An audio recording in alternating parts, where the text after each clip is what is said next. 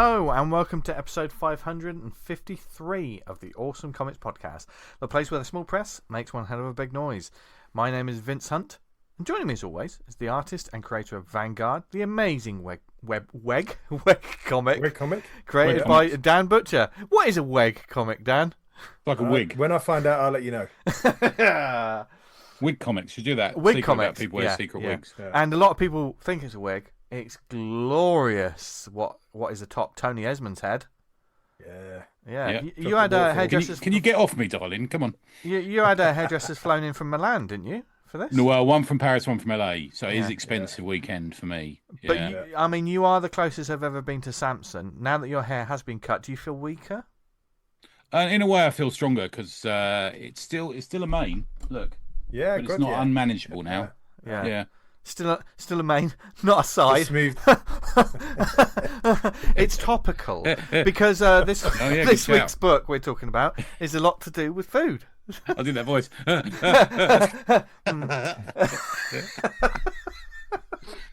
God, it's farting down a walkie-talkie.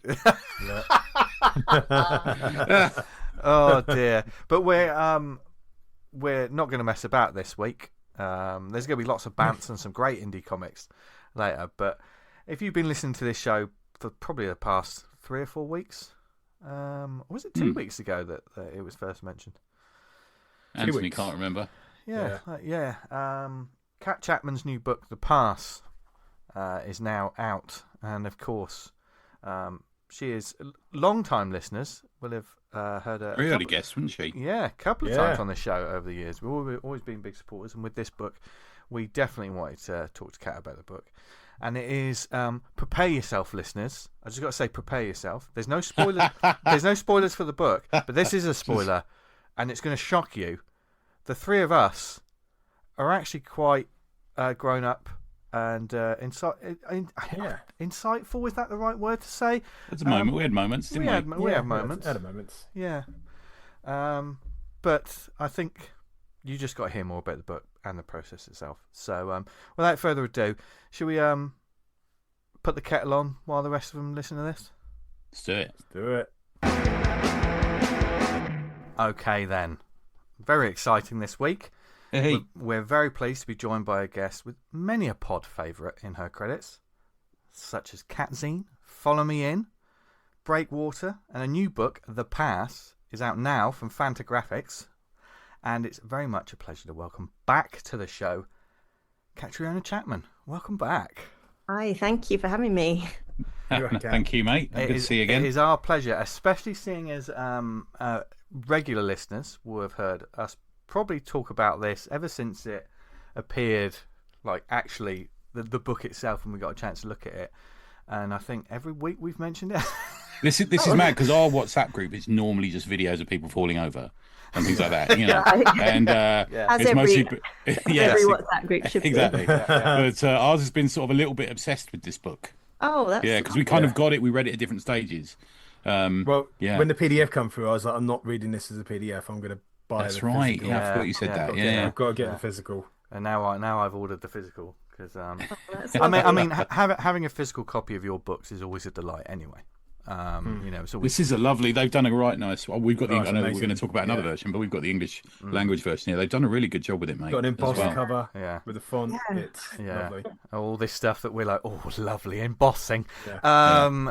But before we first for me. Oh, is it? Oh, really? Nice. Die cut next time, Kat. Yeah. And then there'll be sort of a pull-out sort of poster and all these things. Some foils. That's the dream, isn't it? Before we get into the sort of book itself, obviously, like the launch has, like in the past couple of weeks, obviously not just in the UK. It's out in Europe now. Is that right? Yes, there was a French edition.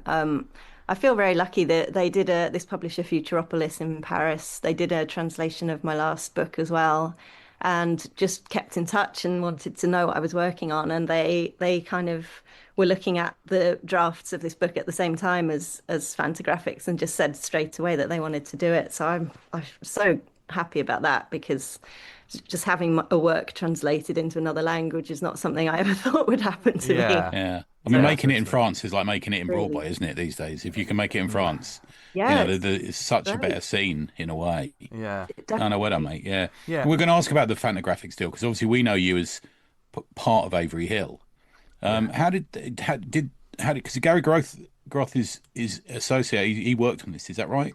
His son edited the book. Right. Okay. How did that come about? Well, I was very lucky. I'm friends with Lizzie Stewart in the UK, a brilliant graphic novelist. And Avery Hill's put out books by her, isn't it? Yeah, exactly. And she had a book coming out with Fantagraphics a few years ago, and they'd asked her to name some other graphic novelists that might do a blurb for the cover. And my name was just on a list of people she knew, and they emailed me to see if I would blurb her book.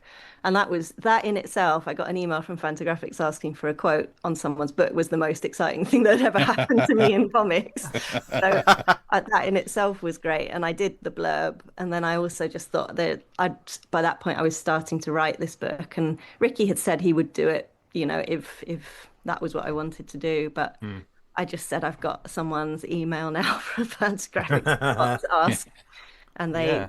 to have a look at it. So it's kind of the dream, isn't it? Yeah. Fantagraphics for our crowd. Yeah, and for any listeners out there who may not know that sometimes a publisher like Fantagraphics, their sort of logo may go overlooked because these are the sort of books that you see in like wide street bookstores and everything. And they always put out beautiful books. And sometimes you just take it for granted what that little publisher symbol is. But they've been around. I think this year I saw they're celebrating 50 years. Yeah. As a publisher. They've always championed the sort of indie and underground, and as well as sort of the sort of Disney books and stuff like that, sort of high-end coffee table books. But they've always been there for sort of Haight and Fingerman and Klaus and all these people, haven't they? Yeah, it's great. Haight was the comic that got me into thinking I might want to make comics. So oh, really? Nice. Okay. It was amazing to me to have something with them. When I was, in fact, the cinema that I depicted in Breakwater, my last book, which was a building I actually worked in as a teenager. And my friend there had all the copies of Haight, all the individual issues of Haight that he'd collected over the years, and he was bringing them in for me to read at work. So that seems like a weird full circle thing. Wouldn't it be great though? Because I know they've just done Haight again, haven't they? We've had another sort of. Wouldn't it be great if you could sit at a table next to Bag? That would be marvelous, wouldn't it? Yeah.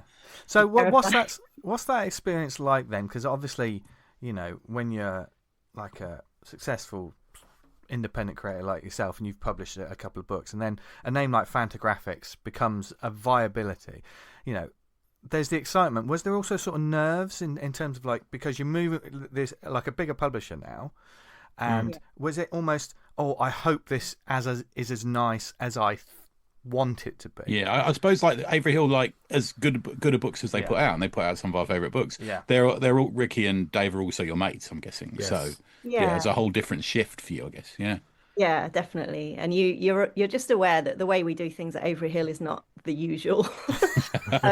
We stick to very few books every year. We devote a lot of time and love to each book because that's our way of working. And you are worried if you go with a bigger company, maybe they don't sort of give each book that individual sort of attention. But they've been brilliant. I've been working with more the publicity team now. They've just been really, really good. I've got no. Have you learned some tips? Because I know you do a lot of PR for. Yeah, I do always approach it with what can I learn now from this point of view? What emails can I steal? Yeah, exactly. It's just really interesting to compare, how their marketing people do things. It's been brilliant. And did it change the way you sort of the format of the book? Because this is, obviously Follow Me In was a slightly smaller book, and Breakwater wasn't a huge tome, but this is slightly larger, isn't it? Yeah, it is. And actually the French one is even bigger, like the size of it is even bigger. I'm glad of that, mate, because the bleed on the pages and your painterly artwork suits that bigger book. I've always thought, that is nice. I love that panel, by the way, that they've used as well. Yeah. Is that when they're walking down the street before the thing that happens? Is it from then? Yeah. They actually, because for Breakwater, I remember they did a similar thing. They just grabbed a panel out of the interior of the book and then created some extra illustration around it. And for this one, they just really liked that one. It's actually a really narrow panel in the book. It's just their faces. And they said, we'd like this to be made into the cover. Can you just draw the rest of this scene? So I had to take that panel and just collage a whole background and nice. Drop the other character in. And stuff. I know we're jumping about a bit, but I loved that sequence, mate. Yeah. And my favourite bit is I loved that it happened because it was very natural, wasn't it, after a drink sort of thing. But I loved the awkwardness the following day as well. It's marvellous. So I think now's the perfect time because we're going to start delving into the book itself. Yeah, we're not going to do spoilers, Vince. Are we? No, we're not going to do that. No, we're going to talk about that. I mean, there's much that happens in this book, but there's some real nice stuff that you got to see it. It's like the Matrix; you got to see it for yourself. But for those that may not know, just give us the pass. What's the pass about? Oh, I always find this really hard. Does everyone say this about their own? Because you're in the woods of it, aren't you? You can't see. Yeah, I guess. Exactly. And also my work's always kind of really small moments and really there's no big dramatic kind of like incidents and things. So I always find it quite hard. It's about three friends who are working as chefs and bar people in a really small kind of South London restaurant that's this quite hip, successful restaurant. And you learn that the main character's dad was a successful chef and that she's trying to strike out on her own and be a success in her own right. And the reason I got interested in that idea was that I felt like I could relate. The people that work as chefs are really ambitious, driven, hardworking people. And I thought that would be an interesting character to sort of look at. And so they're all like that. They're all working crazy hours, trying to make a success of this. Restaurant business is incredibly hard. Restaurants go under all the time. So it's a very hard industry. I just thought that to depict that sort of working relationship, the closeness that comes from working with people to try and make a success of a small business like that would be really interesting. And it's just about their stage of life. They're all from slightly different backgrounds. They've all got slightly different challenges going on. And it's just about looking at what each of these characters wants to get out of life, what they value, how they define sort of success. And it's also looking at the price of success a little bit. And you can go for these huge things in your career, but is it going to make you happy in the end, or is it not? Interesting. You say it that way as well. Yeah.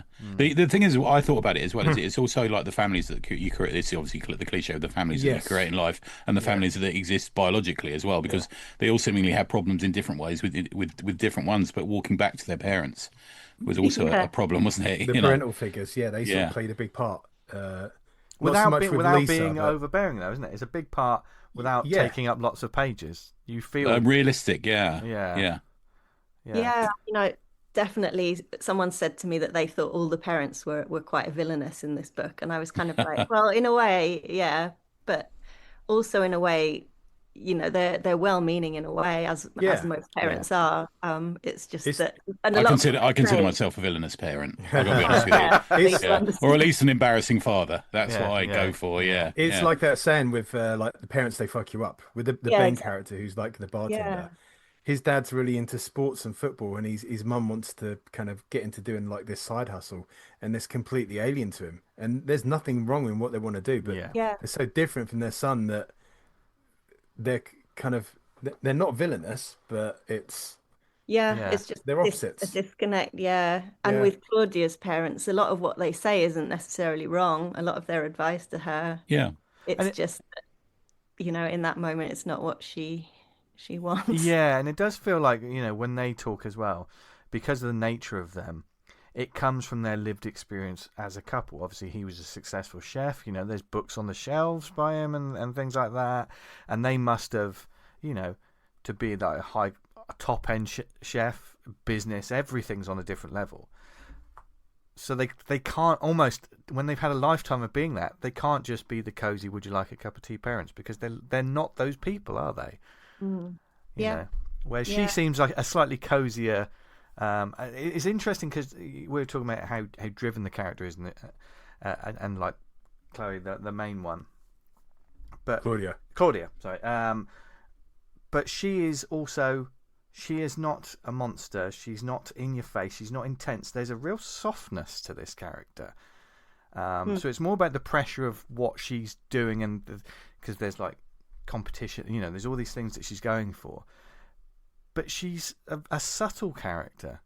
There must be so much that's not on the page, and not necessarily in the script, that you know about her that no one else will ever know. Do you think there's that? Yeah, possibly. Yeah. I mean, I definitely wanted her to be a sort of complicated character, and I wanted there to be moments where she's not altogether sympathetic.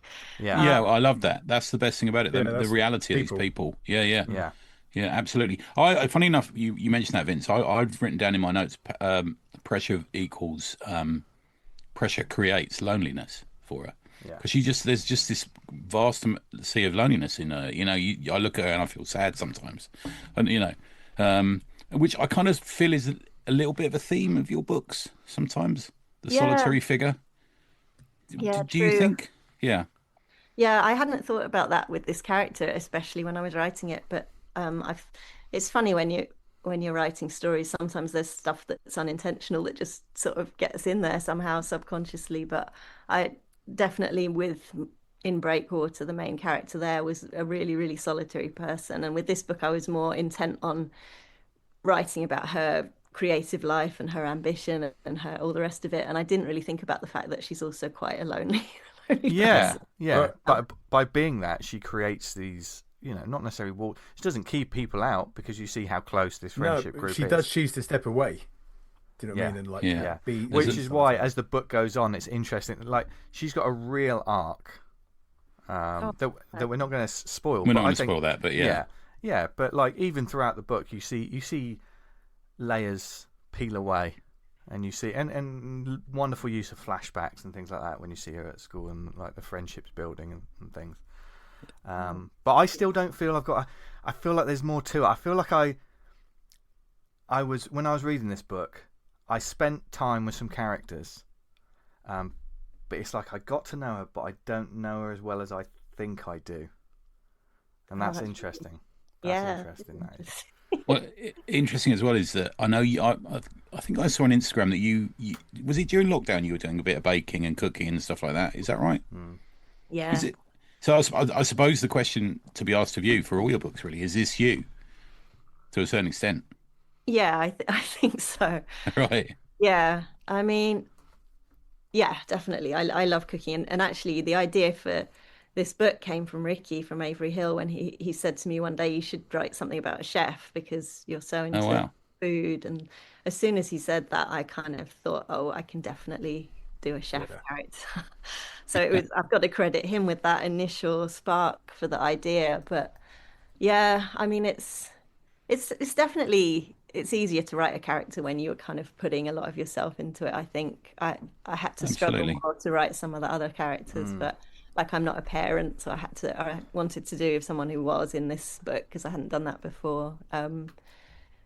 But yeah, there's probably a lot of me in the main Yeah, I get you. No pressure. I do like the fact that it's interesting seeing a book about a chef, but whenever we see any sort of media, the chef is always high end. They're going for their 5th Michelin star. Everything's burning. They're intense. They've got all kinds of like massive issues.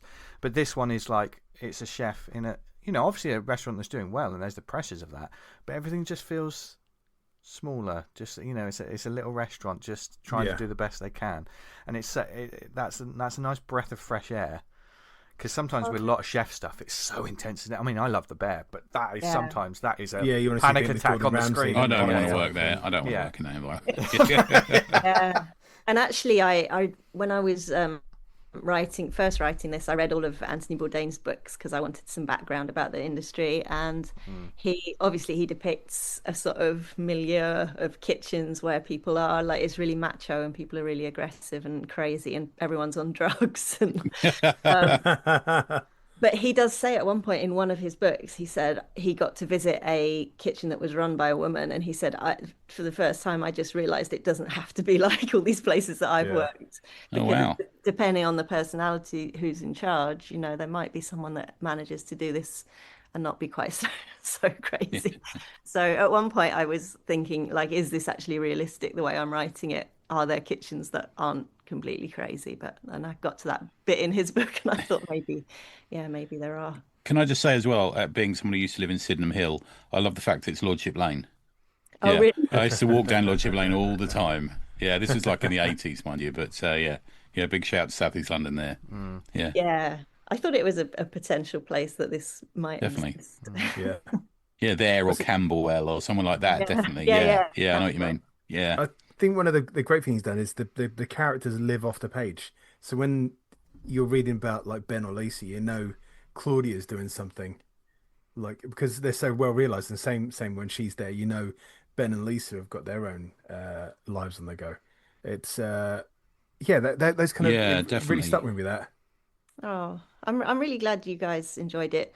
I mean, I know you're all creators as well. You probably have this when you're working on something that you fluctuate between thinking this might be good and thinking this might be terrible and everyone's going to laugh at me. Fluctuate. I normally just think it's terrible, Cat, all the way through. Let's get that out of the way straight away. Also, I haven't done something that's like almost 200 pages in one hit.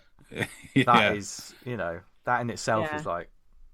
But a lot of my worry writing this was like it's so low key and there's not these massive plot developments and all sorts of crazy stuff happening. So I was like, probably a certain number of people that read this will kind of shrug and go, "So what? I don't really." No, but I love that. I love the fact you held. Yeah, I love the fact you held your water till we got to the end and this thing or these two main things happen. I love the fact because you hint at it, you throw these things at it.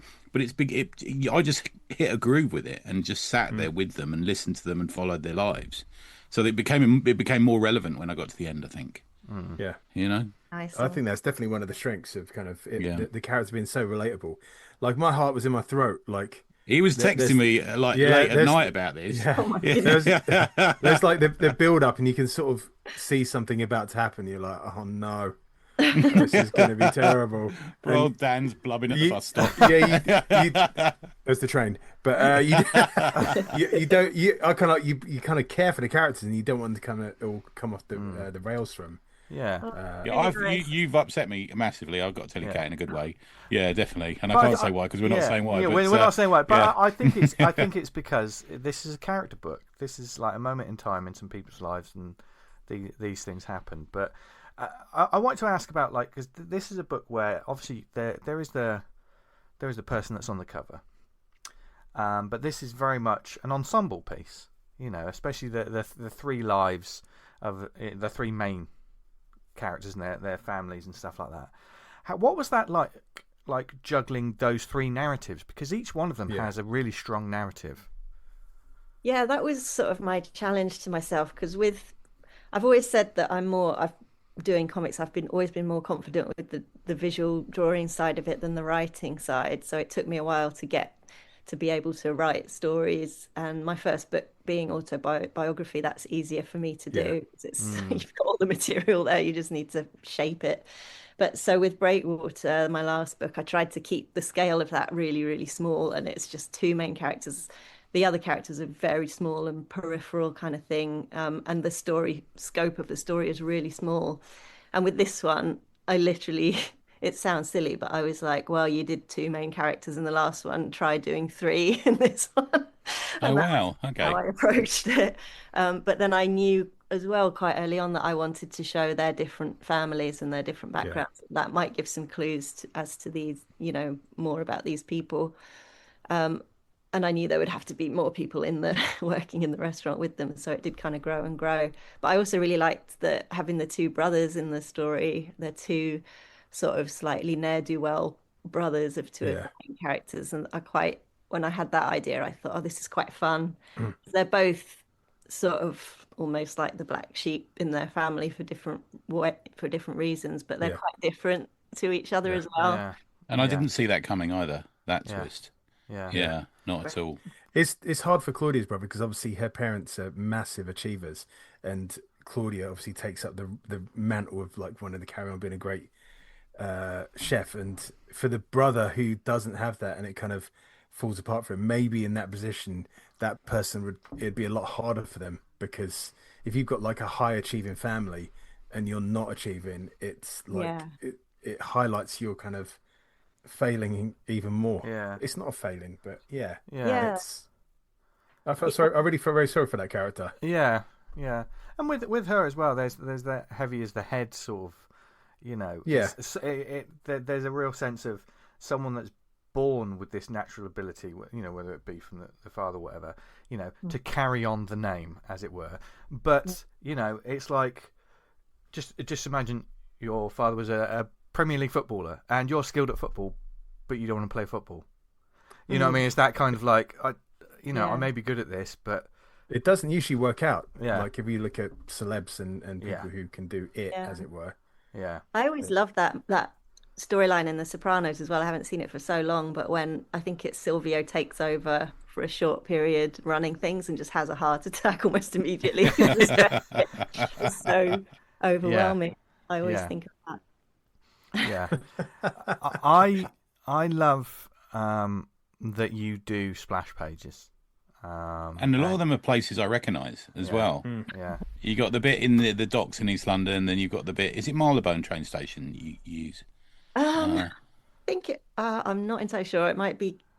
I can't remember. But with your art style as well, you bring life and colour to it. Like sometimes, you know, if it's London and stuff, there might be a few more grey washes with some artists than you know needs be. Which I think with your style it helps it translate like even further. But it's those sort of character moments. There was one page I remember reading it and I caught myself smiling at a page. And there's obviously the pages that, you know, you hear us on the show going, oh, that's great, that's wonderful, you know, whether it be just the traffic, just nighttime traffic is the sort of thing that gets us. But there was one page, is it Thomas? Is it? Mm-hmm. And she's baking. She's just working on a recipe. And he's, I think, doing the washing up or something. And he's just looking at her and smiling. And that just warmed my heart. That was I really felt that moment because I understood. And there's no words on the page, listeners. There's absolutely no words. It's an earned moment throughout this. And yeah, so I think because it's the build up to it. And I just want to also say, for anyone who's listening to this, every word that's on this page, on this book, is dialogue, really. Apart from there's a couple maybe of moments where you're going back in time or you point something out, but it's all dialogue, isn't it? You know, is that how you prefer it to be? Like the story comes out through what people say.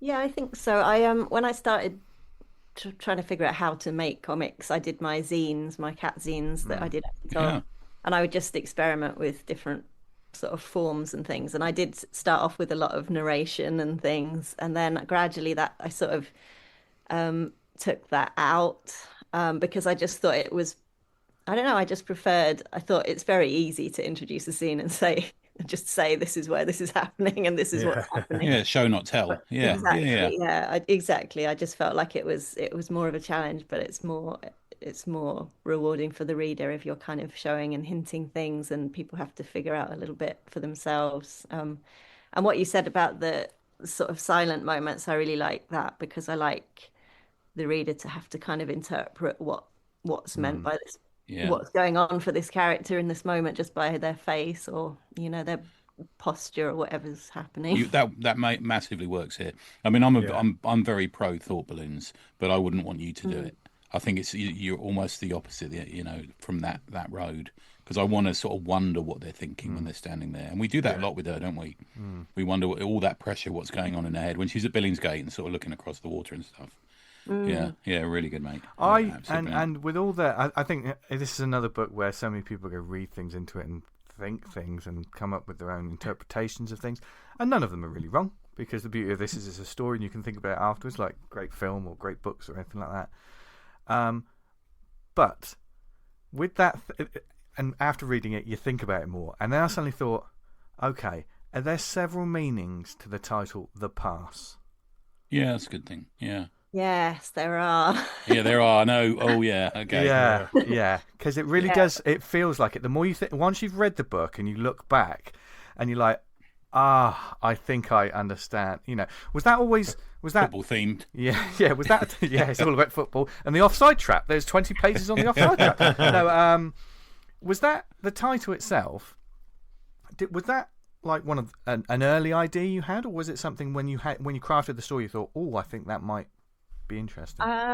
I hate coming up with titles, and I find it really hard. So at a certain point, I usually sit down and just try and brainstorm words that might relate to this story. And I think, yeah, obviously the initial meaning came from the past being a physical part of a professional kitchen. And then when I thought of that, I just suddenly thought, actually, it ties in really well with double meaning on a title is a lovely idea, I think. So definitely, I'm really glad that one or two people have mentioned to me that they've spotted that. So that's great. Thank God, I'm not imagining it. I haven't gone mad. Now, I know this from your author picture in the back pages. This is all digital? Is that right? Yeah. Yes. Yeah. I've moved. I mean, Follow Me In was drawn on paper, scanned, and coloured in Photoshop. Yeah. Breakwater was drawn, all on Procreate, because I just find it cuts out a lot of stages. It saves paper, and I can work if I can. It's quite portable. I can take it if I'm traveling and work and things. So I've just found it's so much easier. Does that help with consistency of because you have a real style? You got to have a consistency in this book. It really shows through. Yeah, definitely. Yeah, I mean, I didn't want a lot of people feel like the risk of digital artwork is that it all looks a bit samey or it all looks very flat, but obviously it doesn't have to. It depends on the style of artist. I always wanted it to look like you couldn't quite tell if it was digital or not. I mean, I think the best way to say it is, I think it's brilliant that it's digital and you are mastering this craft. The biggest compliment that I can give you about that is it's a real shame it's digital, because I'd love to own some of these original pages. Yeah, page. Yeah. I'll tell you a funny thing that happened with Breakwater, because when I went to SPX one year, the Small Press Expo in America, to sell copies of Breakwater and things, and because that's digital as well. So actually, Luke Healy, Luke Healy, the comic artist, he gave me this idea. He said when he works digitally, to have some originals to sell, sometimes he'll recreate a page in ink just to have it as something he can sell. And I was like, what I could do for this event is I could take some of my favorite panels from the book and just draw them in pencil, and I could have those for sale at this festival I was going to. And I posted about it online that I was doing that, and I got a really irate person, a reader, who told me, I loved Breakwater, and I'm really upset to find out that it's digital, because I thought it was like pencily and charcoaly, and that's the whole reason I loved it. And I thought that was can't be the only reason, surely. Yeah, I mean, and also that what do you want? That doesn't stop you loving it. The art's still the art, isn't it? Really? I'm not having it. For me, it would not make any difference. Strange thing. Obviously felt very strong. Start at page one. People out there. Yeah. Did he start at page one and then just draw sequentially, or was he you jumping in and out of where you were doing the pages? I tend to jump around a little bit. For Fantagraphics, they asked me to do 30 finished pages as a sample, which is a lot. Right. But obviously I was probably going to do this book anyway, regardless, so I didn't mind having to do that. So I did have to do the first 30 pages. I know No Brow's 20 normally. Yeah, right. So that's more. Yeah, interesting. But I do like to jump around. I like to jump around sometimes as well, to disguise the fact that your drawing style settles in as you get to know the characters and stuff a little bit. So if you jump around, sometimes you don't notice so much the learning of the artist. It'd help me as well jumping around if I was doing it, because it'd stop me freaking out on the grounds that I've still got 198 pages to do. Yeah, you can pretend to yourself that you're. I've done a lot more. Yeah. I spend my life pretending to myself. It's fine. Yeah. I just get quite bored working through chronologically, and I just kind of have these moments where I think, there's quite a difficult page coming up. I'm going to save that for a day when I'm feeling really up for it. Yeah, I've had enough coffees to be up for that one. Yeah, I know what you mean. Yeah, you can save easy pages for other weeks and things. So I jump around all the time and then get confused and have to write lists. I've done stuff where you do the easy pages first, and it's like, I've done 5 pages. I'm killing it. Killing it. Yeah. No, and you're sort of robbing Peter to pay Paul, because you got the crowd scene coming up. Yeah. There we go. What were some of the most difficult sort of pages to work on, whether it be just for the art or maybe a moment that you found difficult to articulate? Ooh. Oh, blimey. Oh, there's a page quite early on, a double page spread. I got very tired of drawing people sitting around tables with this book. Yeah. That's a lot. And drawing plates and cups and food on tables. I got very sick of having to draw wine glasses and drawing convincing food has got to be like drawing horses. It's a weird one. It's got to look right, isn't it? Yeah, definitely. But there's one page early on where they're having their Christmas drink at the restaurant after finishing service on the day before Christmas, and there's an aerial shot of all the staff around a table and they're all cheersing and drinking their champagne. And then you go on and see the same characters. The camera, as I think of it, moves around and you see people from different angles. And I had to sit and draw diagrams to work out who's where, who's on the right and left of who, and it's just an absolute logistical nightmare. Yeah.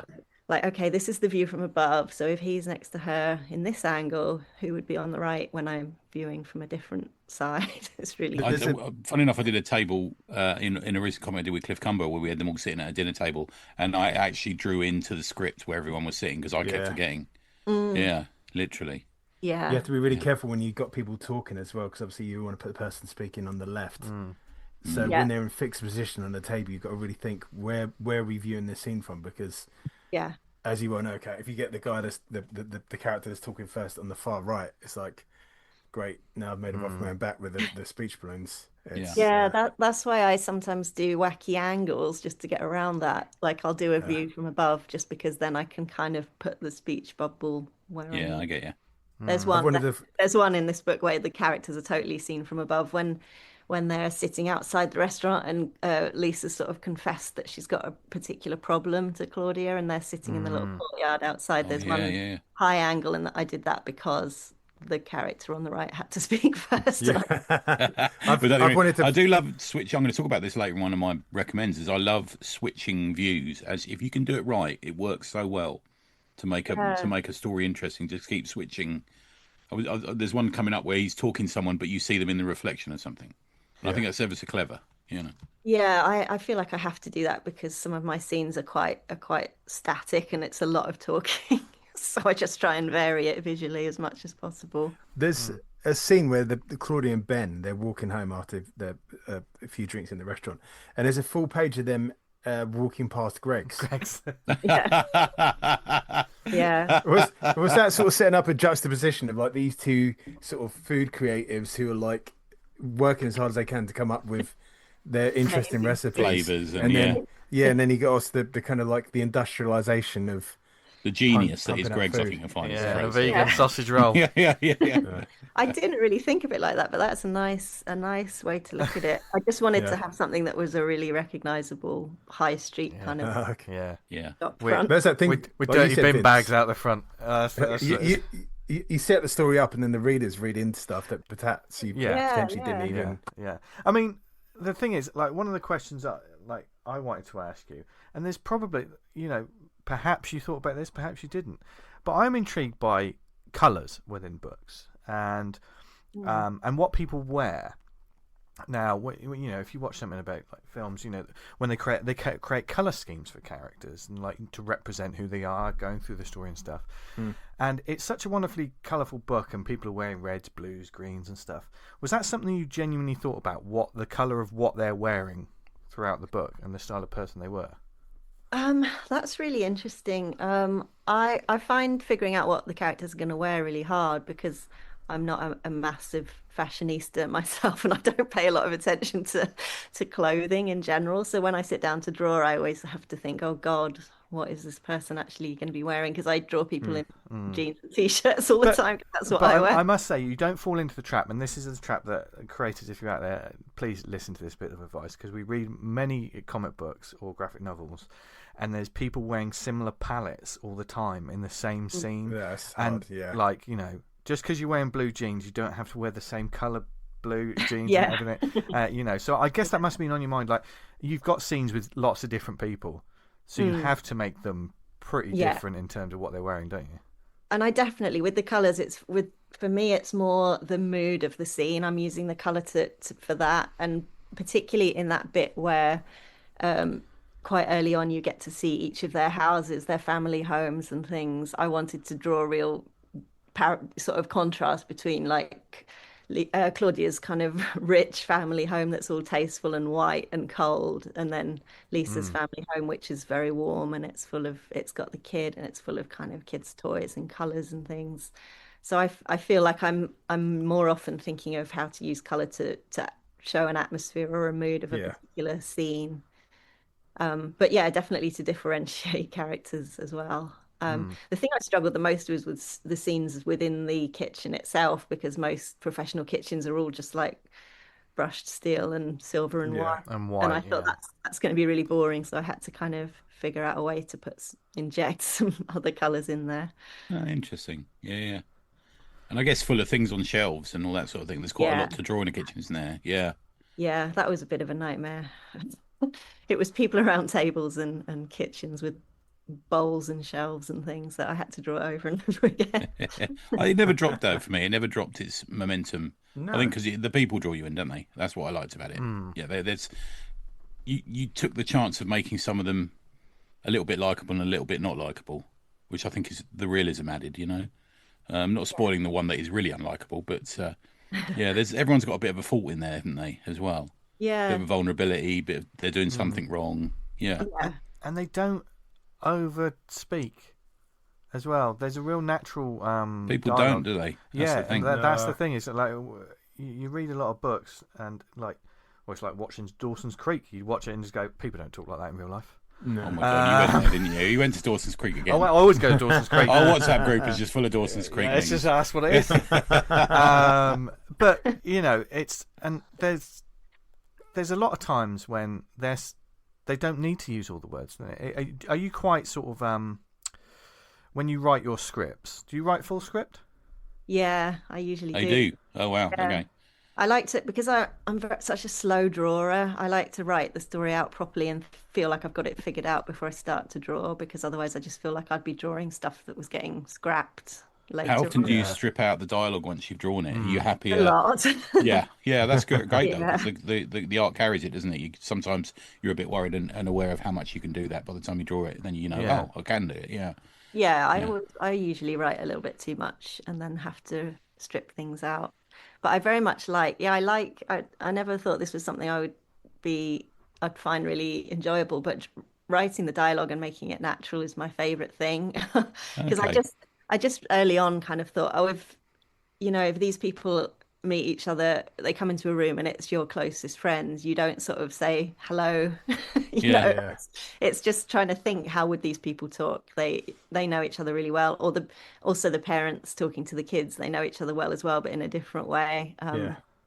So did you use real dialogue? Did you grab bits of your life or things you hear on buses or that sort of thing?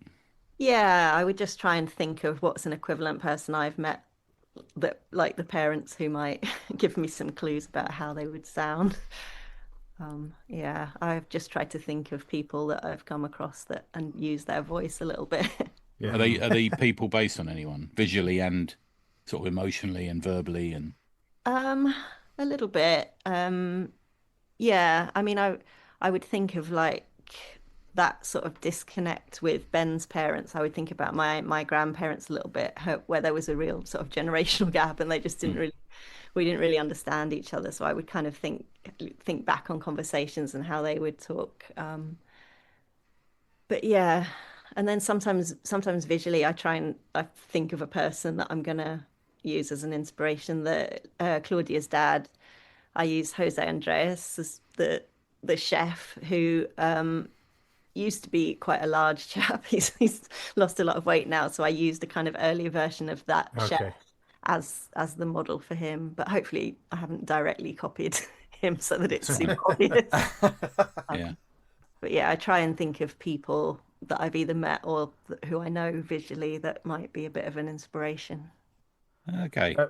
With the Claudia character, you use a kind of a theme sort of motif with her looking at wildlife, be it birds or a seal, of kind of like she kind of gets those moments where other characters not so much, maybe because she's more of a main character, would you say, out of the three? Yeah, I think so. Yeah. What kind of thing? I've got to think of a theme of how I'm going to sort of bring some of these ideas for the character, you kind of came across the wildlife as kind of expressing. Yeah, I just had Got to be careful what we say here. Yeah, I had this idea that there's a point where Ben asks her, have you ever, are you into nature? And she says, I've got no idea. Like I've never done anything. I've never been camping. I've never been to the seaside or anything. And I think I wanted to draw on that idea of these animals sort of represent something to her, that maybe she's trying to kind of understand Maybe about. saying, Yeah. an inner kind of something she's lost or missed out on, and Yeah, that's definitely the idea I was going for. So I'm really happy. And a freedom, I guess. Yeah, exactly. Yeah. Yeah, definitely. And just look at us being thoughtful. I apologise for this, Kat. We never normally like this. Normally we just shout at each other and things. Yeah, this is good. I like this, guys. I sort of had a thought this look of theirs. Claudia's kind of like what she does in her life was almost predestined by kind of the way her parents are. And again, I can't fucking. I don't want to spoil spoil it for readers. You really got to read it. But yeah, kind of like with the way her family's set up and the way she's kind of been driven into her career and how it ultimately plays out. It's like that's almost gonna play that way. Yeah. I've got to stop talking because we're about to do this after the show. Ask those questions. It's just really nice that you all have found so much interest in it, because as I say, when I was writing it, I was worried that it was such a quiet story that people would be kind of like. And you must have taken ages on it as well. I suppose you got to. Yeah. And you spent so long with these characters, and as we say, they're likable characters. For the most part, but you have to read it for yourself. Now that the book's done, are you going to miss them? That's a good point. Well, yeah, that is a good question. I'm not going to miss drawing. I really, I really struggled to get through like a long project like this. It took 4 years to draw this one. Wow. My last one was a lot quicker, but it was also black and white and just a bit more simple. So yeah, I'm probably quite happy not to have to think about it too much anymore. I always make the comparison with Gareth Brooks, because he just chooses the most difficult way to make a comic every time he makes one. And I kind of feel a little bit like that. We've gone from Catzine, which was what we kind of reviewed first, I think, when we started the pod, which is shorter, punchier little stories, and now we're on to 200 pages. What's the next one? It's going to be a million words or something, I don't know. I did curse myself a little bit when I came up with the particular style for this one, which was a bit painterly. I was using paintbrush tools in Procreate, and I thought after I'd done that first 30 pages for Fantagraphics, I thought, what am I doing? Oh, you've locked yourself in then, haven't you? It's like, right, okay. I always compare that to Eddie Campbell when he talks about From Hell, and he started doing the first few pages in cross-hatching and then thought, why am I doing this? And it took him so long. In terms of like writing, it's interesting. Like the full script, I imagine it was quite a long script. Did you shave off a good few pages? Were there scenes you completely cut entirely? That car chase got taken out, did it? Yeah. The gunfight. Yeah, that was it. Yeah. There's less explosions now. But I'd actually added more. I think I've become so aware that with comics you need to be sort of minimal and you need to kind of be mindful of how many pages and things, that I kept it as short as I possibly could when I wrote the script, and I actually added a few more scenes later on through some of the editing process. Conrad from Fantagraphics had a couple of bits where he said, there was one character that you didn't see again at a certain point, and he said, I think it'd be good if we could see this character come back and have a sort of another moment later on. And there were more bits that I added more than taking things out. Sounds very disciplined, mate. Yeah, you really do around this. It's that thing of just knowing what a nightmare it's going to be to draw, and I keep it as minimal as I possibly Was it a mandate to the length? Did they say, right, we wanted this many pages or anything like that? Okay. No. Wow, that's good. Whatever it. Yeah, and I did add some more of the splash pages, I think. Yeah. As sort of punctuation points. It allows you a bit of fun as well, doesn't it? A splash page. And obviously, like you were working on it like for such a long time. I'm guessing it was imperative to you to keep the communication with the publisher, just to let them know, because this is where we are. This is what I'm doing. You know, how was that sort of process, sort of keeping them up to date? Yeah, it did take slightly longer than I had hoped, this one, but they were very understanding about that. Yeah, we have this with Avery Hill as well, where books are quite often a little bit late, and we just I feel your pain. I got that in Nobra a lot. Yeah. Yeah. As long as you keep us, informed. Exactly. Yeah. Don't tell us at the last second that it's going to be another 6 months. Yeah. I mean, it's worked out well because you're launching on the 50th year of Fantagraphic. Like, what a time to sort of launch as well, and it's going gangbusters so far. Are you going to get to go out there if you haven't already, or? I really hope so. I haven't got anything definitive yet. But I was supposed to go to Angoulême. That got cancelled, and then the publisher actually arranged a Paris trip for me to do a couple of events, and that got cancelled as well. No. So I'm hoping I might get to go to America as well. Are you going to do SPX again this year, or with it? That'd be good. Possibly. I was quite interested in Short Run because that's that's the Fantagraphics. That's in we got Lafleur next week, and he does Short Run. He loves it. Yeah. Oh yeah. Yeah. I mean, it's been going well in Europe. I mean, before the show, has it been mentioned on French TV? Yes. Yeah. That was astonishing. Yeah. I guess it was just a little segment where someone was recommending a book, and they recommended mine, which was really lovely. I wish I was French. Don't you dare. Clip that bit. Love comics. They so love comics, don't they? It's just amazing. Oh, it's as someone that markets comic books and graphic novels for a living, I'm very jealous of the scene in France. I do hear that they've got their own issues, and that sometimes there's competition is outrageous, and there's a lot of arguing goes on and stuff. But when you go into their equivalent of Superdrug, and there's a big pile of comics next to, you think, oh come on, what we're missing out on. I mean, it's taken Avery Hill. It's taken us over 10 years to get our first mention in a newspaper in the UK. Right. So that's just started happening after about 11 or 12 years. Whereas in France, I think my book, there's something going on the radio in France as well, and it's been it was reviewed in Le Monde apparently. Oh, cool! Oh, nice. Awesome. So if only, as a marketer of UK comics, I'm just incredibly jealous that I can't make these things happen for Avery Hill's creators very easily. Yeah, I get you. Yeah. I mean, we've lamented that many times, haven't we? Yeah. Oh, massively. Yeah. I suppose now that you've got this under your belt, and I guess it's a while ago that you finished it. What are you working on now, Kat?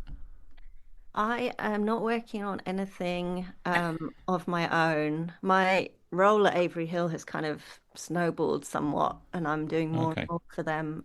We had our big Avery Hill exhibition that opened. Yes, I thought, Bob, great news. Yeah. And that took up a huge amount of time last year, and I mean it's tricky because none of us at Avery Hill are sort of full time. It's all still a very small operation, but it's just become a huge responsibility, the work I do for them. So I'm hoping to do almost more on the publishing side than the creating side for a little while. That's a shame. Yeah. I can't really say that much more right now, but I also I just would be quite interested in just having a job for a while. You get used to having no money as a creator and stuff, and it's quite nice when you actually have a proper job. Yeah, it'd be nice if Fantagraphics fly you out for something. That would be cool. Awesome. I would love that. I've been, trying to persuade them, but we'll see. Yeah. What's the lessons you've learned from such a project like this then, that for lots of creators out there listening who possibly doing something like this is a dream for, it was a dream for you and a dream for many people to get signed up, but what's some of the important lessons that people should bear in mind when taking on a project such as this? That's a good question. Tomorrow I'm giving a talk to some students with Gareth Brooks, who you just mentioned. Oh, nice. Nice to see him in his shirt and tie on Instagram, by the way. I was chatting to him yesterday. Yeah. Oh, I'm more used to giving advice on people like right at the start of their careers. For Avery Hill as well, we work with a lot of young people where it's their first project, but it's interesting to think about a sort of bigger project like this. I think just being organized, being realistic about your workload and what you can do in the time, and trying to keep track of, like you were saying, like track how many pages you can get done in a certain amount of time, and then calculating how much time you're going to need, just really devoting a bit of time to thinking, is this time frame realistic? I think people, it's one of the themes of this book is people under pressure and with work and stuff. So yeah, is just thinking realistically, like you don't want to absolutely kill yourself and get burnout and not be able to finish. So it's just, You've already had the shorthand of like working with Avery Hill and seeing the other side of the table, as it were. But there's a lot of creators out there who may want to run before they can even walk, isn't it, really? Yeah, the reality of a publishing company is very different often from what people imagine it to be, I think. Yeah, definitely. Ricky gave me great advice very early on before I had any books, and he was interested he knew I was working on Follow Me In, which was my autobiographical book. And he said, we'll probably be happy to publish this at Avery Hill, but you haven't really done comics before. And so it was his suggestion that I needed to kind of do some practice. So I did the cat zines as I didn't realize that. That's interesting.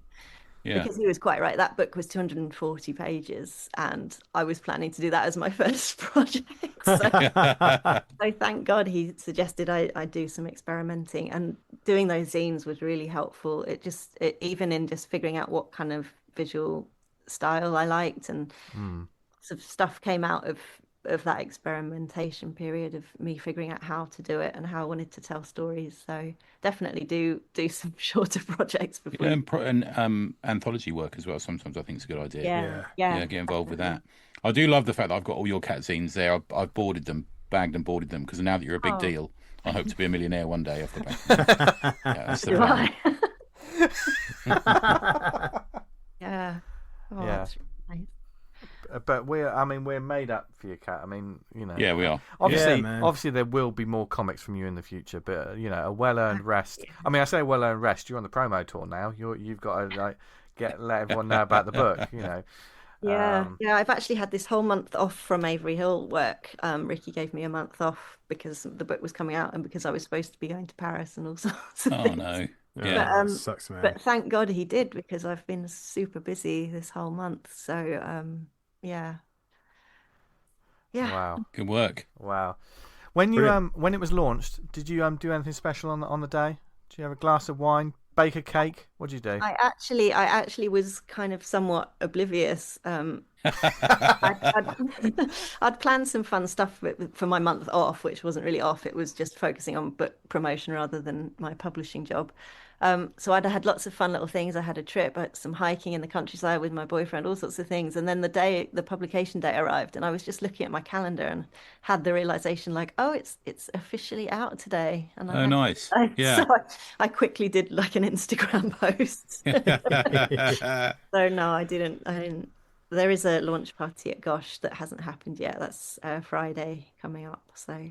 Oh, of course, yeah. I was talking to Greg about that the other day. Yeah, nice. I think that's going to feel more like the official. Yeah. So that's Friday. I'm looking at a calendar now. Is that 5th or 6th? Is it Friday the 6th? Yeah. 6th, I think. 6th. It's the 1st as we record now. So if people are interested in it, they go to Gosh website and they should have the details. On that. Yeah. It's a fun one actually, mate, because I wrote about it on the sort of column I write every week, and a friend of mine, I think I sent you the little snip from the WhatsApp message. Bob Trousers. My friend is Bob. Her name is really Abby, but she for some reason follows me under the name Bob Trousers. And she's never read a comic, and she read that and she said, oh, I think I'm going to get that. Yeah, it's got that cross. Yeah. You don't have to be a comic fan to get this, to read it in any way, do you? And certainly all you listeners out there, if you can't make it to Gosh, order it from your local comic book store, your independent comic book store, etc. Or find it in bookstores. It's well worth it, and congratulations, Kat, because it's just a great piece of work. Just again, you're building quite a reputation on this show, so don't let us down. No, you know that Dan is a super fan. I'd like to point that out. Yeah, man. I've never. He hasn't been that excited for a book for years.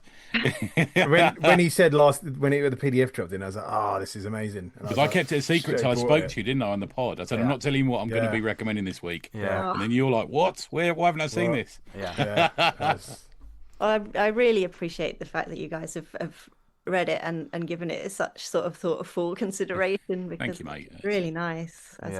Honestly, your stuff's just getting better and better, Kat. Like, I really love Follow Me In. Breakwater was great. When we did the breakdown on the pod last time, it elevated it, and this is just such a great book. Thank you. That's so far, mate. I think, It's funny, like I had this paranoia of, it's like with music when they talk about, is it the awkward third album or something? I had this paranoia that my third one would not be that great. I was like, oh, Breakwater was such an unexpected success. That made me so happy. What if the third one's rubbish? And I genuinely think, especially with music, that's a self-created anxiety, because there's no way that a band that are fresh and started don't have, 40 songs. Yeah. So by the time they get to the third album, they've definitely got songs. It's just this sort of self-imposed anxiety that people get, I think, sometimes. Yeah.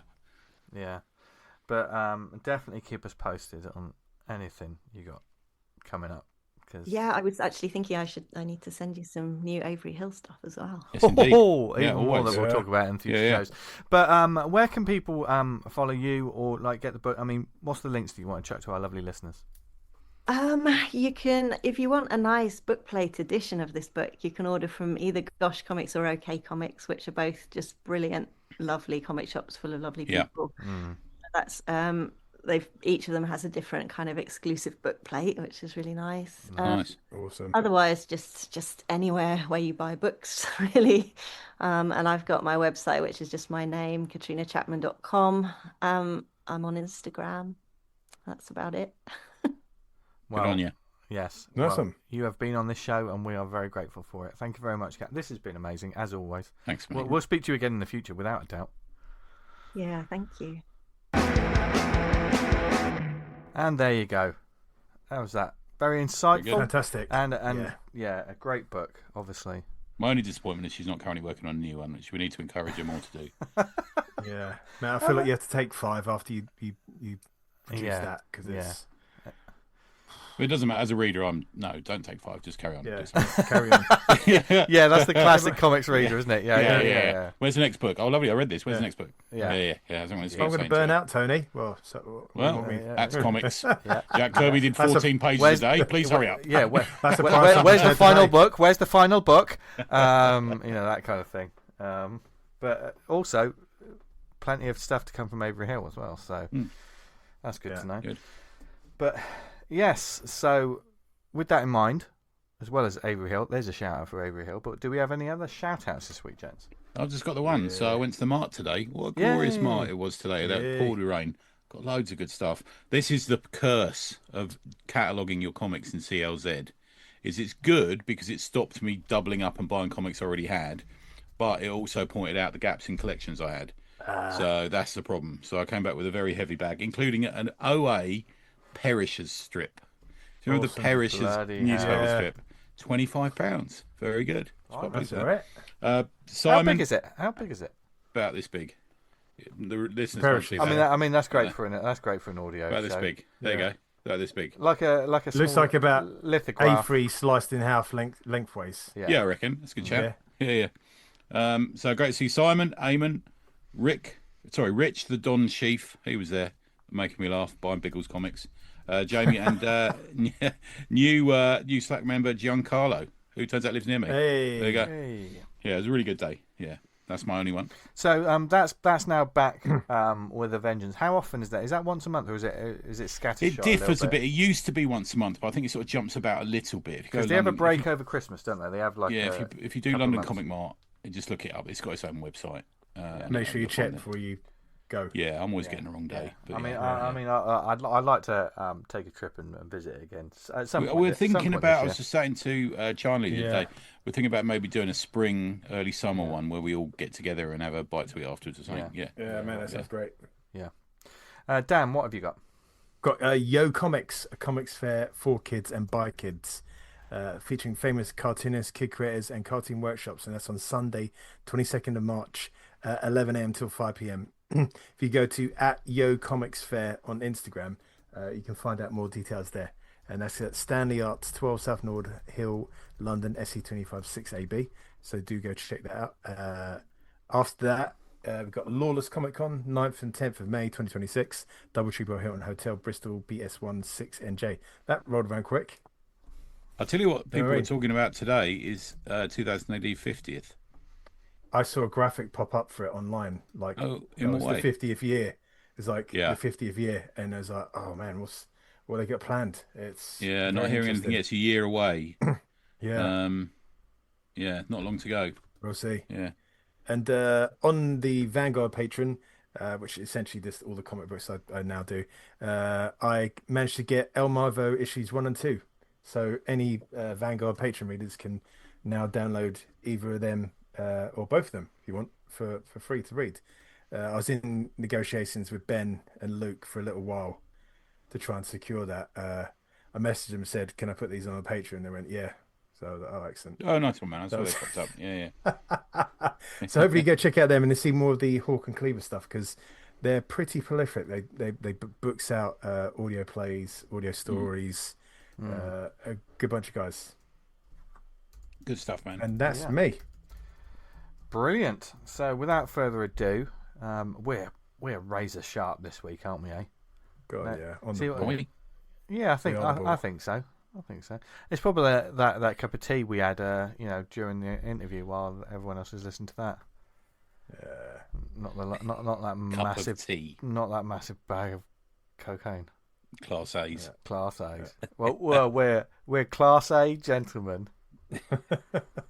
Anyway, it's been a long week. Let's get on with recommending some lovely comics to you lovely people, and we've got some cracking ones this week. Tony, do you want to kick us off? Yeah, let's start off with a Comixology original, also published by the Shattered Realm, which Comixology sent through to us. Thank you very much. The Whisper War, issue 1, written by Mark Guggenheim, who I think is probably best known for his TV work. I would say he did like Arrow. He wrote the Green Lantern movie, believe it or not. I think that's right. Wow, okay. Yeah, Legends of Tomorrow, but also he's done a lot of DC. I was about to say, Marvel. yeah, I recognise that name from DC a lot. DC comics. Yeah, he's done a lot of comics. It's fair to say, and a lot of Star Wars as well. Comics, X-Men, Blade, Spidey, you name it. The artist is Sedat Özcan, who is a German comic book artist born in Turkey. What place was he born in Turkey? He was born in Batman. There's a town called Batman in Turkey. That's the place. Really? Yes. Wow. That's awesome. You want to be in Batman? What? Pardon? He's at Baltimore Comic Con as well in the summer, so I'm looking forward to. I'm going to go by and see him. That'd be cool. Colors Carlos Cabrera, letters Dave Sharp, design Travis Escafullery, and nice cover actually. Screams across between. I sent you the cover, guys, didn't I? Screams across between BD and 2000 AD. I'm going to say there's a little bit of a taste of both of that on there. The story. So, an opening montage. I love an opening montage. Tells the story of a war that nobody really knows why it was fought, and it's ruined vast swathes of this planet. But slowly, the secrets are coming out in whispers, which is why it's called the Whisper. Right. We then flash it up to the moon. So the moon of this planet. It's not our moon, I don't think. And there's this geezer. He's called Axel, and he's an ex-cop. And he's basically got a long air tube all the way to this spaceship, and he's on this moon cracking, like mining for diamonds and jewels and fuel and all this sort of thing. And he says, I'm an ex-cop, but he says, I left the police. I didn't like it. Things happened, and now I'm up here. I'm quite happy in this dangerous environment. And then he gets a call from the ship to say, look, you've got to come back. Someone wants to see you. And it's somebody from the Carabinieri. Now, the Carabinieri, I think, is the Italian police, isn't it? Is that right? I think that's sure. Right. Something like that. Anyway, it's the name used for this elite part of the police, and they have a section in their employment laws that says if you're called back to the police, you have to go. So he's like, oh fuck, I've got to go back now. And she describes, this female police officer describes who's called him. The algo has picked him to be recalled. So in other words, the algorithm which now rules the world, etc. Similar to it will here by about May the 3rd. He's been called back to investigate a murder. So, to be fair, they don't know if it's a murder or if it's a suicide at this point. And basically, it's just a big puddle of a man has hit the ground and mushed. And they don't really know who he is. They don't really know what floor he's come from. So he's a good detective, this dude. And he goes back and he uses sort of almost like maths to work out what floor this person has come from. And he heads up to this sort of really high bit in this tall building to investigate it, and things happen. There's a bit of action, and then there's a big twist on the last page, which I really enjoyed. I think pacing wise, it's genuinely written by someone who knows how a comic works and how to build the tension, how to build the story, and how to build the characters. And I really liked that part of it. But it's clearly a movie pitch. I don't think there's only two ways about this. Fair enough. Okay. It just comes across like that. The art it reminds me a bit of maybe Simon Colby, Mike Perkins, Mike Diodato, someone like that. Realistic with some photo referenced backgrounds, maybe. It does a thing that I don't overly like, and you see this a lot in digital comics where the background is blurred. Do you see that? Yeah. It's usually something. Well, I always see it as like trying to hide the source material of, like, you might use the photo so you blur it a little, or emphasize the foreground. I'm trying to be generous here. You know? Like a bit of a depth of field kind of thing. Yeah, so a little bit. Yeah. Okay. But I don't know if I mean, we haven't said it, and we should say it, but we lost one of the big guys this week, and we lost Sal Buscema. And me and Simon and Pete and us, we often will say, all we need is Sal. That's all we want. To do a comic, you don't need these effects. And Sal produced some of the most exciting some of the funnest comics out there by just knowing what he needed. And I kind of think there's a little bit I think it's maybe the BD influence as well on this dude. I know he's not in Belgium or France, but he's in Germany. Maybe he's influenced by that sort of over detail. Over detail is the wrong words. A lot of detail in a strenuous detail. Maybe. Yeah. But we were talking to Kat about it here. But there's a lot, because it's a detective story, and it's like he's speaking to people, and there's a lot of conversation scenes, and he does use a lot of techniques to make them more interesting and to use the camera, move the camera about, as it were. If you use it a filmic reference, but to give us a point of view from different places. He uses a lot of close-ups. At one point, he uses a really clever reflection of the people talking in the shiny face of the android, which I liked. I think that's good. Yeah. He uses a lot of overheads, as Kat was talking about, big wide views, and he also uses silhouettes. So a close-up silhouette to a drawn background, almost, which I think works well. I don't know if it was my copy, but it just felt a little low res. Okay. Yeah, maybe that was just like the review. Sometimes we get that with review copies, don't we? They're a little bit low res. Yeah. It's also called this end of chapter 1. Oh, come on, guys! It's a comic. End of issue 1. I know that people write end of chapter 1, so when it's traded, you don't have to change a word. That's like a fucking 2-minute job, though. But put that in the trade. Do you know what I mean? Put that in the trade. Yeah, I'm fine with it in a trade, man. Yeah. I just think occasionally we lose the value in what we do, and let's keep it as comics. But man, I've been guilty of doing shit like that myself. Me too. Man. I've tried to reset and got to bring this back to the strength of comics. Yeah. It's interesting, like the graphic novel debate that we've had in the past. Almost since that time, I just found my brain just naturally just thinking, well, they're all comics, as we say, but I'm using graphic novel less, and it wasn't because of we decided we boycotted it for sure. Yeah. But I just found naturally, just my brain was going, well, these are just comics, and I think because the way that a comic works, whether it's 200 pages, as we said, or whether it's 2 pages or 1 page, And I think it's comic or trade. That's the 2 words I use. Yeah.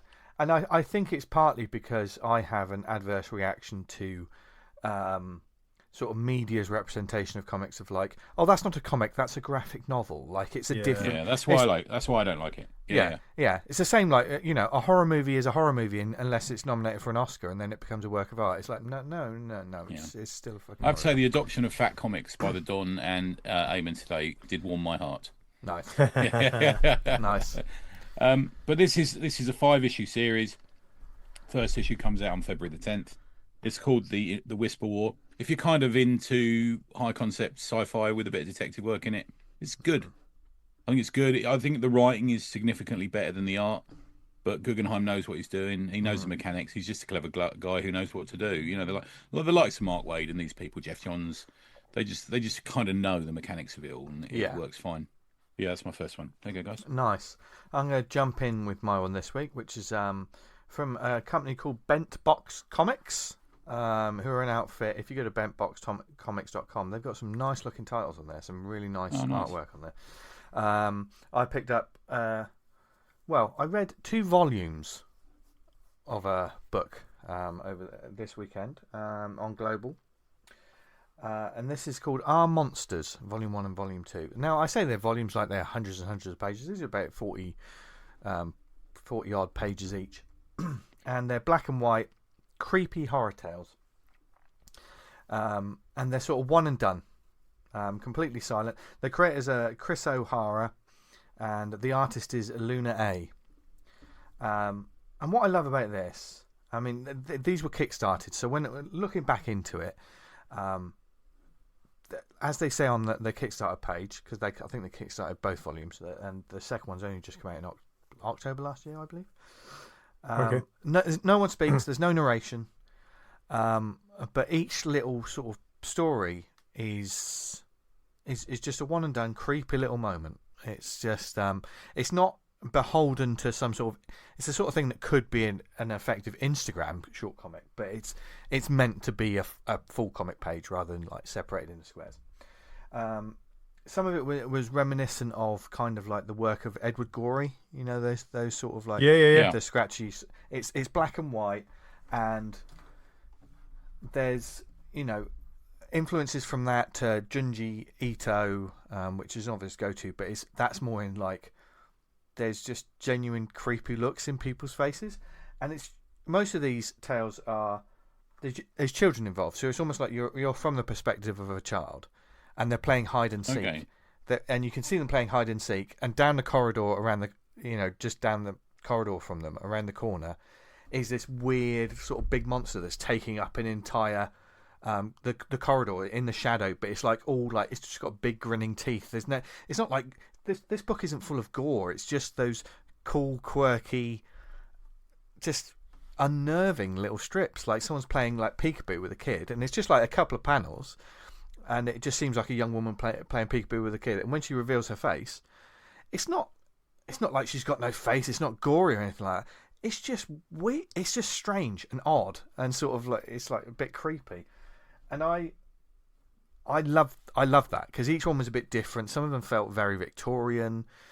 The fact that there's no narration, and you know each one's got a title. Like there's one that says Pride and Consequences, and it's just 3 panels of a woman, looks Victoria era, looking into her reflection, and then her reflection sort of leans out and extends its tongue and starts strangling her. It's just there's some of them are dreamlike. It's creepy. It's unnerving. Okay. And I was just really taken by it. It's both comics and a little art book. Do you know what I mean? I can imagine this sort of thing. You know, being in a bookstore, picking up something like this, and just flicking through it, and all of a sudden I've done half the book because there's such an easy. Yeah. You know what I mean? There's sometimes easy reads, aren't they? These sort of things where you look through this. I hope they do more of them because it's very sort of affecting creepiness. Not always. We're not talking. There's no gore. People aren't being torn apart. There's on the Kickstarter page. There's one example of a panel. If you want to see the artwork, if you just look up Our Monsters or Bent Box Comics, the Volume 2 Kickstarter is up there, and there's one page where there's a little girl asleep in a bed, and there's this weird sort of skeleton creature still looming over her, and you think, oh, this is terrible, and all it does is just sort of stroke her hair as if she's like. As if it's looking after it, but because of the nature of the imagery, it's a bit weird. A bit weird. But it's weird in a good way. It's twisted. You do it on the train, it's fine. Oh yeah. Just do it to people that asleep on the train. Yeah. Mate, no, I'm not going to make it weird. I caught himself there. I just caught myself there. But. I mean, this was a highly enjoyable. I mean, I could reread it as well. That's what I like about books like this, and just in general. Like you got this through Kickstarter, did you? No, I read it on Global, but because of that, I definitely I'm going to be intrigued to see if there's a third volume of this. It feels like if they've got the ideas, I'll just keep coming back to it. The first volume is available, like I said, on Bent Box Comics, and it's only like $2.99 for the digital. If you want to get that, it's on Global Comics as well. Both volumes are on Global Comics, so I presume that the second volume will drop onto the publisher's website soon. But yeah, a very enjoyable read, this one. I'm looking forward to seeing what happens next. And that's mine. Dan, what have you got? I bought a sequel to a book that I didn't realise was a sequel to a book from Blue Fox Comics, Houseproud. I did not realise it was a sequel to the book Housebound, which is written by Simon Burks, both of them illustrated by Rory Donald. This volume is lettered by Rob Jones. So when I first read it during the week, I was like, okay, putting the story together, not realising I read this that by there Rory. was... I try and read everything Rory does. I literally backed it because Rory was doing the artwork on it. And it tells a story. I think the main character, there's a lady and her daughter, an elderly lady, and she was in the first book, and she's been disfigured by something that's happened in the first story. I think a killer lived across the road, and she presumes that house is haunted in some way, like in a Stephen King kind of way, and her daughter takes the mick out of it, saying like you're having a laugh there. It's not the case, but she's lost like her two middle fingers somehow. I think they were kind of chopped off or removed, and a guy's moved into the house opposite, and she's instantly thinking he's going to go bad because of the house. There's some kind of property to it, which it kind of only alludes to, but without spoiling the story, it kind of plays out that I'm going to use it subverts your expectations. You're kind of expecting one ending and you get something else, which was really nicely done. It's interesting seeing Rory's artwork moving from the Space Boy and King Arthur. Yeah, I've got that title quite wrong, but moving it from sort of like the medieval fantasy period on the Cornish coastline to sort of like it feels like middle class Surrey or something.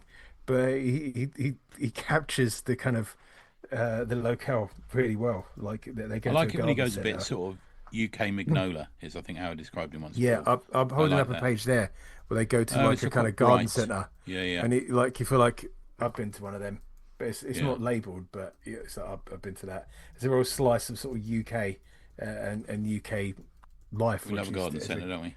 Yeah. Oh yeah. A garden centre. Cup of tea and a nice, maybe a cream tea. Lovely. Are you cream and jam, or are you jam and cream? I don't think I've ever had that. What?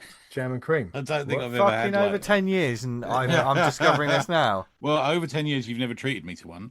Bear in mind that's your part of the country. Okay. Well, some concerns have been raised. Earlier on in the podcast, you said you wish you was French. Now you're telling me you haven't had scone and cream. What the hell? What the actual hell? Who are you? Who are you? We're going to correct this, Tony. People. Yeah, I'm going to get my scones out for the lads next time I see you. Well, if you do come up to the Comic Mart, maybe you could bring some scones with you. I say scone.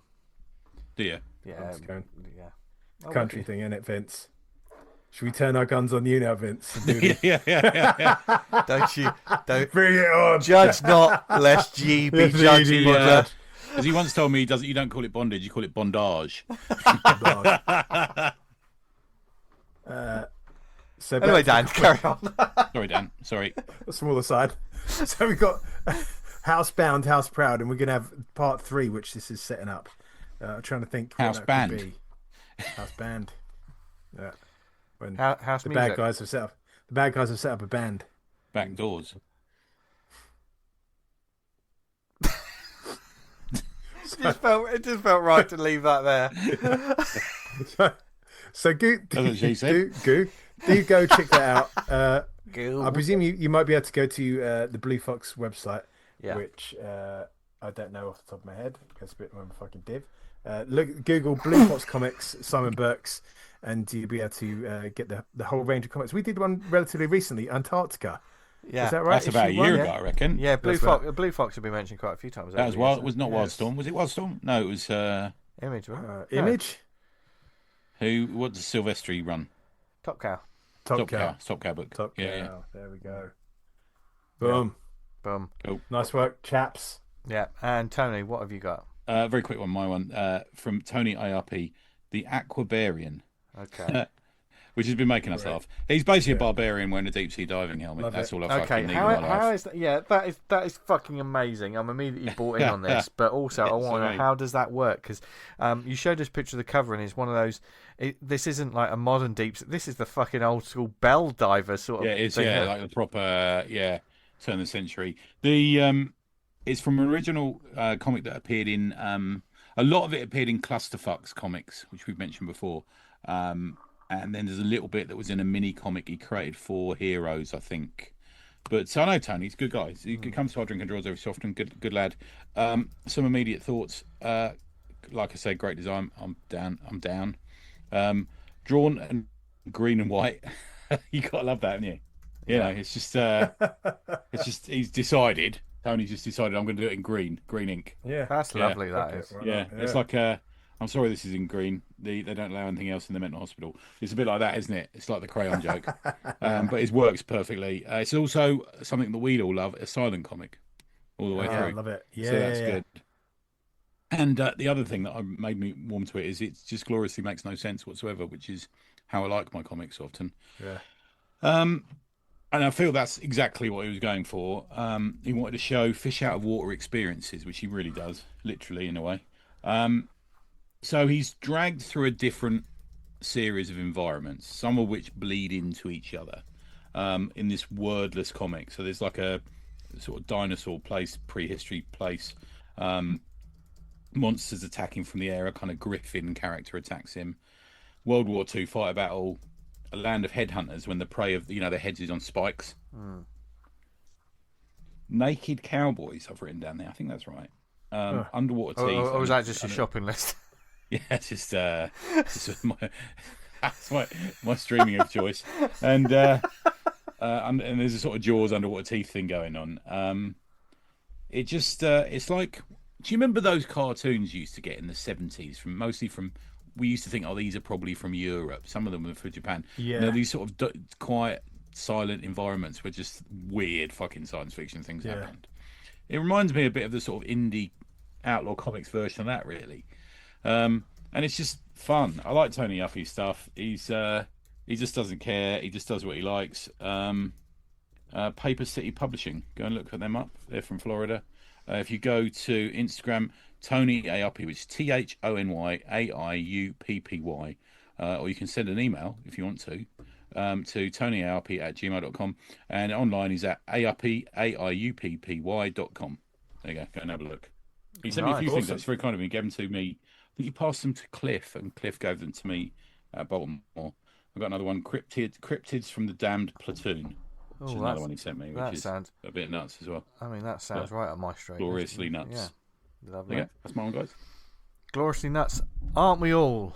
And peanuts, peanuts, cheeseburger. Right, now chicken burger. Chicken burger, innit? Yeah, chicken burger. God, the amount of in-jokes that we make on this podcast. Yeah. Like, what the fuck are they talking about? Yeah. But that's no difference from usual. No, absolutely no difference from usual. But another thing that's no difference from usual, this has been another week full of great comic talk, insight, process, and more. And stay tuned with us for even more in the weeks and months to come in 2026. It's going to be an exciting year for comics, I think, this year. And it's not just exciting because we're going to get Tony to have a cream tea at some point. Stay tuned. Exciting, though. I'm excited by that. Yeah, stay tuned. Yeah. But before all that, if there's anything you want us to be aware of, whether a comics initiative, or if you're an independent creator that's got a comic that before you put it on Kickstarter or whatever, if you just want us to check it out, please do get in touch. There's several different ways you can do it. You can email us awesomecomicspod@gmail.com. Follow us on social media at awesomecomicspod on Instagram, at the awesomepod on X. And where did you listen to us? Well, wherever it was, we're just really, really appreciative that you did, because we if you've gotten this far, you're one of the good ones. You're saying, I'm doing a marathon. Yeah, you're one of the good ones. And perhaps you went to awesomecomics.podbean.com or listened on the Podbean app. We're also on Apple Podcasts and Spotify. If you listen on those sort of things, just give us a review. Just put some good word out, because it will help us go up the charts and more people will listen. It's algorithms now, isn't it? We're basically playing to the hymn sheet of the algorithms, so that we don't get snowed under by all that other, frankly, nonsensical comic book podcasts, or perhaps podcasts that waffling. I mean, that's essentially what I do for the last 10 minutes of every fucking episode of this show. But yeah, give us a repost. Like, for example, we've seen numbers like massively climb over on Substack, for example. Just give us a repost, and that'd be great. Yeah, that'd be great. Yeah. So, and tell someone you tell your family, tell your friends, tell anyone about the show. This is a particularly good episode to do it with, because we were insightful. We didn't immediately start with bum jokes. We had a good guest. Yes, we really appreciate it. We're also on Amazon, Stitcher, Podnose, Podknife. What other networks are we on, Tony? Wouldn't you like to know, Weather Boy? Right, I get that reference. I fucking love that reel. Yeah. He's going, we're talking to a kid here. He's bought some fireworks. Have you bought some fireworks, young man? Wouldn't you like to know, Weather Boy? The thing day one of hiding my pants in Hemel Hempstead until someone finds them. Is that your new book? Yeah. Your comic outlet? Real. It's my new Instagram account. Oh, wow. You're keeping it real. Yeah. My kids call me Jean-Claude. And the only thing cooler than that is if you got some merch from acpgear.redbubble.com. Oh, yeah, that'd be nice. That's another way. A mug for the office. You can have an ACP mug. Yeah, that'd be nice. And it like comics. And it does help support the show and keep the lights on. It does. Well, we're actually recording in the dark. We can't see each other. Yeah. But I can feel something Probably rubbing against my leg. It's my penis.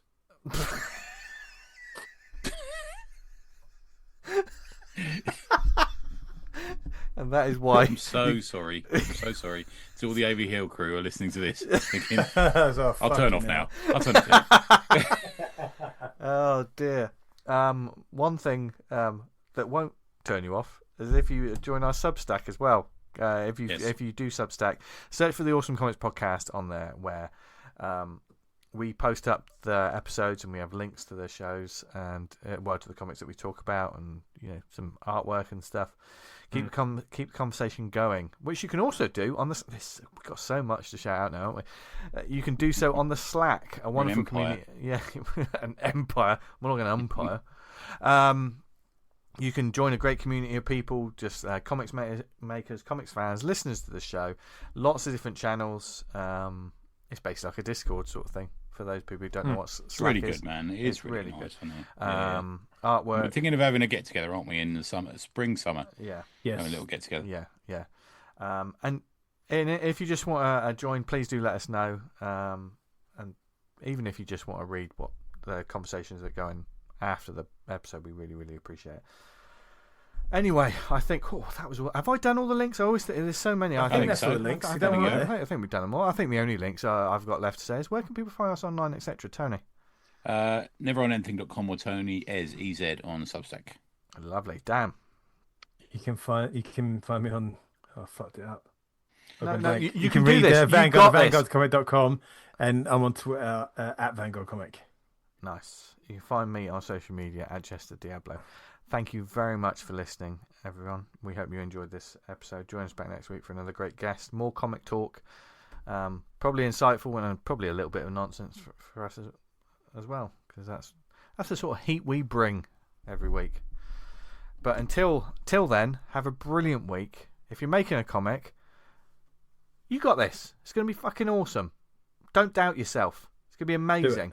And when it's finished, send it to us so we can have a look at it, please.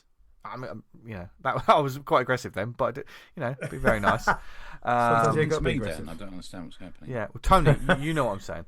And if you're reading comics, we really do hope that the comics you're reading you're really enjoying. Nothing sucks more than when you're if you read a small press title you think's great, do let us know. Please do. And let other people know about it as well, because that's how we make this community grow. And Tony is showing us an image on his screen right now, which is, I am very young Tony. Wow, it's amazing.